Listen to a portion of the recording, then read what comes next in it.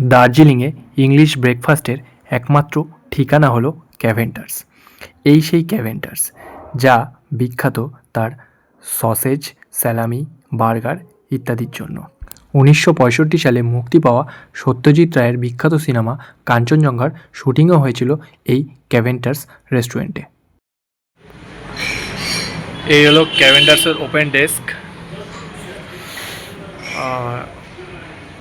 এখানে আমরা আজকে লাঞ্চের জন্য বসেছি, আর এপাশ থেকে পুরো দার্জিলিং শহরটা দেখা যাচ্ছে।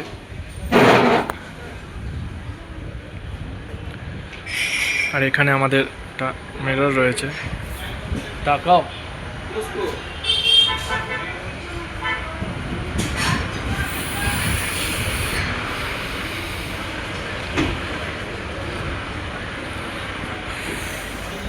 আমরা এখন আছি ক্যাভেন্টার্সের সেই ওপেন ব্যালকনিতে।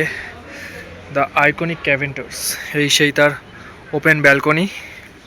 এখন দুপুরবেলা যদিও ফাঁকা, সকালে ব্রেকফাস্টের টাইম এখানে প্রচুর ভিড় হয়।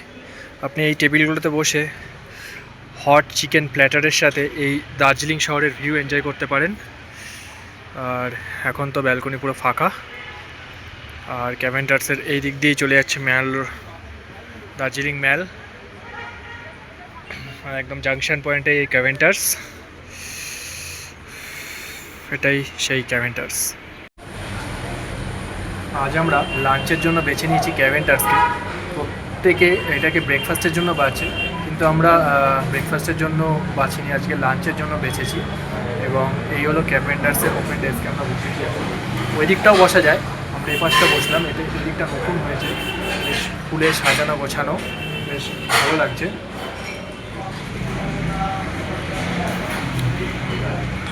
ক্যাভেন্টার্সে আমরা ব্রেকফাস্ট নিয়েছি চিকেন ফ্রায়েড সসেজ এবং চিকেন বার্গার। এই হলো ফ্রায়েড সসেজ, দাম পড়েছে 170 টাকা, আর চিকেন বার্গার 120 টাকা। এবার খেয়ে বলা যাক সসেজটা কেমন।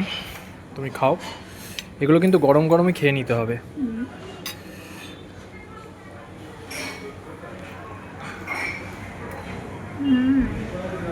টেস্টি আছে, ভালোই। চিকেনটাকে মানে খুব স্ম্যাশ করে বানিয়েছে, স্ম্যাশ করে বানানো, ভালো টেস্টি। এবার আমি বার্গারটা খেয়ে বলি কেমন।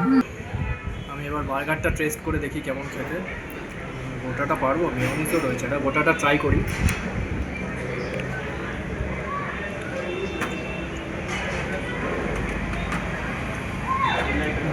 ভালো খেতে। চিকেনটা যখন মুখে পড়লো, এর অ্যাকচুয়াল স্বাদটা বোঝা গেল।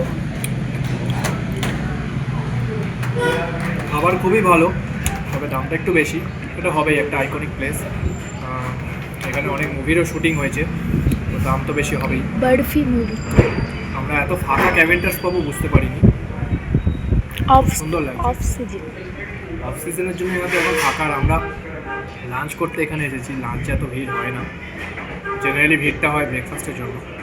তাহলে আমরা খেয়ে পরে আবার দেখা হচ্ছে। গরম গরম খেয়ে নিতে হবে এগুলো।